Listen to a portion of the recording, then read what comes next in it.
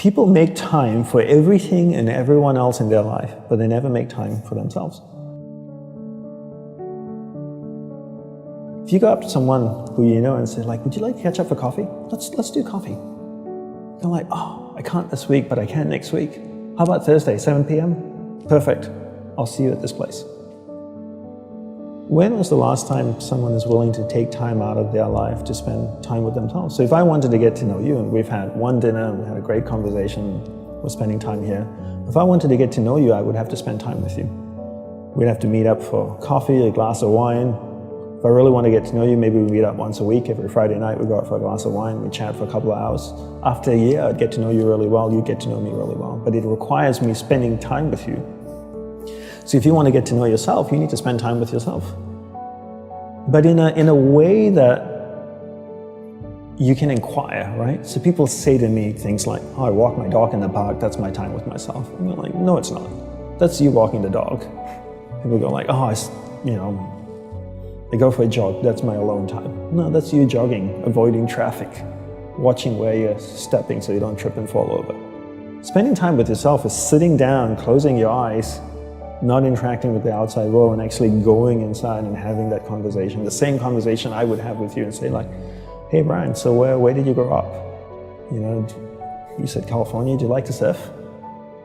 No? Hate the water, love the water? Tell me, right? And people don't have that conversation, and because they don't have that conversation with themselves, they don't end up knowing what they want in life. Because they don't know what they want in life, they can't focus that finite amount of energy, and then they don't live a lifestyle that brings them happiness, and most people end up being unhappy. A couple of things I would say. One is simplify your life. Everybody's so busy. Everybody's got a lot of things to do. We don't actually have a lot of things to do. Right, we like being distracted because then we don't have to think about ourselves. And we don't have priorities in life. Most people don't have clear priorities in life. You know, for me, my goal is to simplify my life, simplify the number of people in my life, and simplify the number of things in my life. We only have a finite amount of energy each day, right? But every year, we have more people in our lives. Is that a fair statement? More Facebook friends, you have more people you're connected with, but your energy stays the same. So that's not a proportionate growth. If your energy is increasing every year proportionately with the number of things and people in your life, then we don't have to talk about this. But your energy level is the same. But the amount of people and things in your life are growing almost exponentially. So whereas that doesn't work. So for me, it's always about simplifying first the people and things into your life, into who and what's most important, taking that finite energy that you have each day and focusing. Second step is learning how to focus and concentrate that finite amount of energy into the people and things that truly matter. Now you start to create a lifestyle that you actually love because you're invested into people and things that matter. And the byproduct of that is happiness. And you said happiness is not a goal. Is that correct? Yes, happiness is not a goal. And if you ask most people, what do you want in life? They say, I want to be happy. Right? Would that be a fair statement? I mean, literally, it's in the U.S. Constitution, I think, the pursuit of happiness. The pursuit of happiness. Right. I always say you should never pursue happiness. Don't pursue happiness. Pursue a lifestyle where the byproduct of that lifestyle is happiness. So happiness comes as a byproduct. I spend time with the people that I love. What is my byproduct? I'm happy. I spend time with people I don't like. I'm not happy. So don't pursue happiness. Pursue a lifestyle that gives happiness. But in order to pursue that lifestyle, you need to be clear what you want in life. What's your purpose in life? And people don't know this because they don't spend any time with themselves. People think that the more you meditate, the better it is. So 20 minutes of meditation is not as great as 3 hours of meditation. And it's actually not how we work. For us, we believed in quality as opposed to quantity. We spent the whole day preparing to meditate.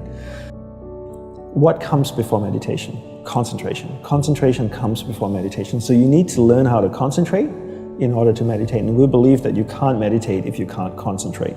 So we spend the whole day focusing on concentration. So when I spoke with someone in the monastery, I spoke with another monk, I gave them my undivided attention. When I worked on my laptop, I focused on working on my laptop. When I swept the sidewalk, I focused on sweeping the sidewalk. So throughout the day, I'm practicing concentration. Now when I go to sit down to meditate, I'm really focused, and I can have a dynamic meditation session. And I always use the simple analogy of, take Usain Bolt, for example, the sprinter, right? I don't know much about him except he won 3 gold medals, fastest man on earth from Jamaica. I can make an assumption, and tell me if I'm wrong, that his whole day is structured.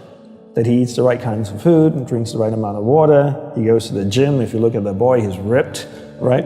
Probably works out, runs every day, I'm sure, sprints, does all kinds of things. But his whole day is preparing him for 9.57 seconds or whatever it is his world record is, not the other way around. And people come up to me all the time, Brian, and they say, Dandapani, I'm so stressed out, I've got so much happening in my life. Do you think if I meditate for 5 minutes in the morning, it'll help my whole day? I'm going like, well, what are you doing the remaining 23 hours and 55 minutes? That's what I want to know. Because if you try to meditate for 5 minutes in the morning and the rest of the day you just live a chaotic life, that's not, it's a good start, but it's not really helping you. It's like eating a carrot in the morning and then eating hamburgers and fries all day and hoping to have a healthy diet. You have to understand that your whole day, your lifestyle is what's going to support your meditation practice at the start, and then your meditation practice grows, and then it turns around and supports your lifestyle. But not the other way around. You don't create a meditation practice to support your lifestyle. You create a lifestyle first, meditation second.